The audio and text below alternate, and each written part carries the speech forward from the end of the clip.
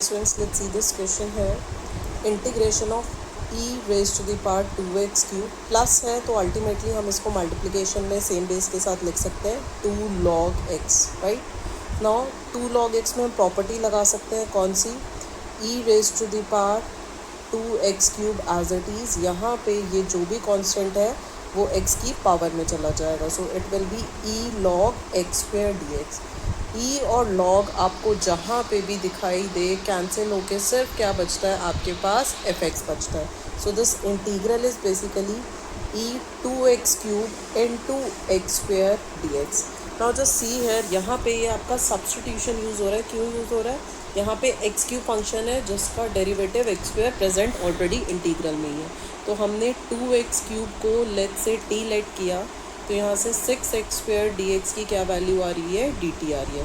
सो x square D x मेरा क्या हो गया, D T by 6। X square D x की क्या वैल्यू हो गई, डी टी बाई 6। इंटीग्रल में इसको सब्सटीट्यूट करते हैं तो ये हो गया E raise to the power T and D T by 6, जिसका आंसर मुझे ऑलरेडी पता है 1/6 as it is E raise to the power T plus C. So answer क्या हो जाएगा यहाँ से 1/6 E raise to the power 2x cube plus C is your correct answer. So which is your correct option here? Just check it out here. This is B option is your correct option. 1/6 e raised to the power 2x cube plus C. Thank you. Let's see the next question. For an objective function z is equal to ax plus by where a and b are positive numbers, the points of feasible region determined by the set of constraints are 0, 20, 10, 10, 30, 30 and 0, 40. The condition on A and B is such that maximum occurs at both these 2 points 30, 30 and 0, 40. तो यहाँ से check करते हैं, जब आप Z में ये first point put करोगे 30, 30, तो Z आपको क्या वैल्यू दे रहा है यहाँ से 30A प्लस 30B। सिमिलरली जब आप 0, 40 यहाँ पे दूसरा पॉइंट पुट करोगे तो Z क्या वैल्यू दे रहा है आपको, this is x will be 0, so hence it is just 40b। और वो कह रहा है मैक्सिमम इन दोनों पॉइंट्स पे अकर कर रहा है। What does that mean, 30a plus 30b should be equal to 40b, hence 30a is equal to 10b। So what is your correct option है, sorry, so 0 and 0 will cancel out, so that means 3a is equal to b। ये आपकी condition आ गई। आप check कर सकते हो कौन सी condition यहाँ पे आपकी फिट बैठ रही है। सो यहाँ पे 3a सिर्फ एक ही ऑप्शन में है, that is an option number A. So इसको रीअरेंज करके जब आप लिखोगे so b minus 3a, that means option A is your correct answer. Okay, it is just solved in 10 seconds if I will not explain it. ठीक है, so just see that. सबसे पहले आपको ये देखना है मैक्सिमम कहाँ अकर कर रहा है, दोनों पॉइंट्स में पुट करो, कंडीशन फाइंड आउट करो। Thank you.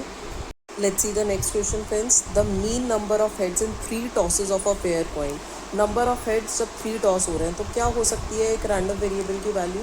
Number of heads आपके 0 भी आ सकता है, 1 भी आ सकता है, 2 भी आ सकता है और 3 भी आ सकता है। ये हमने देखा हुआ है प्रोबेबिलिटी डिस्ट्रीब्यूशन में। इनके रिगार्डिंग मेरी प्रोबेबिलिटीज़ क्या होंगी, यहाँ से पी आईज़ की वैल्यू 0, सिर्फ एक ही केस होता है ऐसा टी, सो इसकी प्रोबेबिलिटी हो गई आपकी 1/8। सिमिलरली वन हेड आपका 3 केसेस में होता है आपका, so probability 3/8। Similarly 2 heads again 3 cases 3/8 and 3 heads just the 1 case, so probability is 1/8। Now mean क्या होता है आपका, mean is expected value. Expected value का फॉर्मूला होता है समेशन xi pi। इसका क्या मतलब होता है, पहले हम xi और pi को मल्टीप्लाई कर रहे हैं और उसके बाद उन सारी वैल्यूज़ का सम। तो यहाँ से ये आप देखो 0 × 1/8 plus 1 × 3/8 plus 2 × 3/8 plus 3 × 1/8, this is your mean है। यहाँ से ये वैल्यू 0, प्लीज़ कैंसिल आउट मत करो, सेम डिनोमिनेटर है, लेटर ऑन आपको एलसीएम फिर से लेना पड़ेगा। सो 3/8 plus 6/8 plus 3/8, so value here is 12/8, which is yes 1.5, that means 3/2. So 3/2 is your mean here, which is your correct option. Option C is your correct answer. Thank you. Let's see this next question friends. The points on the curve x square by 16 plus y square by 25. सबसे पहले ये curve कौन सा है आपका, ellipse है। कौन सा एलिप्स है, ध्यान से देखते हैं। जो भी वेरिएबल के नीचे बड़ी वैल्यू होती है that is your ellipse. That means it is elongated along your y axis. तो यहाँ से y की तरफ हम इसका बड़ा पेट बनाएंगे और x की तरफ छोटा. अब नाउ a और b की वैल्यू, यहाँ से ये पॉइंट होगा आपका 0,5, ये पॉइंट होगा आपका 0,-5. सिमिलरली यहाँ से x एक्सिस पे अगर आप पॉइंट देखोगे तो ये होगा आपका 4,0. This point will be -4,0. यहाँ अगर क्वेश्चन हम पढ़ते हैं तो at which tangents are parallel to x axis, ये आपकी x एक्सिस है. टेंजेंट x एक्सिस के पैरेलल कब होंगे, यहाँ पे आपको बिल्कुल भी AOD का कॉन्सेप्ट लगाने की ज़रूरत नहीं है.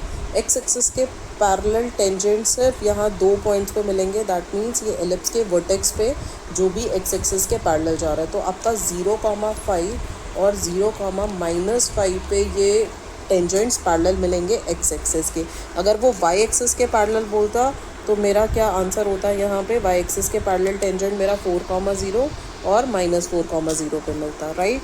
सो यहाँ पे ये चीज़ बहुत ध्यान से देखने वाली है. बच्चे क्या करते हैं, इसमें dy/dx कैलकुलेट करेंगे, फिर स्लोप निकालेंगे, उसको 0 के इक्वल पुट करेंगे, फिर point. This is a very wrong method. तो डायरेक्टली हम इसको ज्योमेट्रिकली सॉल्व कर सकते हैं. So correct option here is option C. Thank you. Hello friends, let's see this next question now. If A is equal to this then A inverse के बारे में आपसे वो पूछ रहा है. अगर वो 2x2 मैट्रिक्स है तो A इनवर्स आप बहुत आसानी से निकाल सकते हो.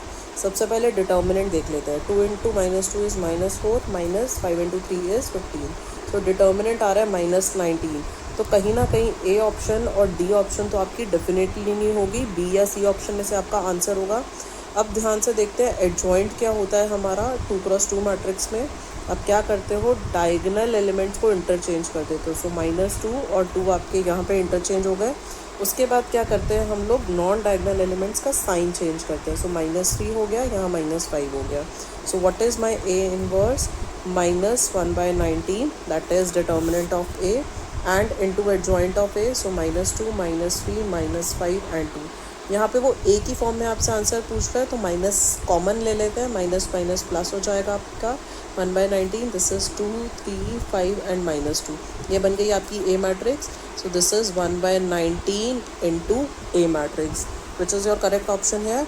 Option B is the correct answer. ठीक है, प्लीज़ डिटर्मिनेंट सॉल्व करके C को मार्क मत करना. Thank you.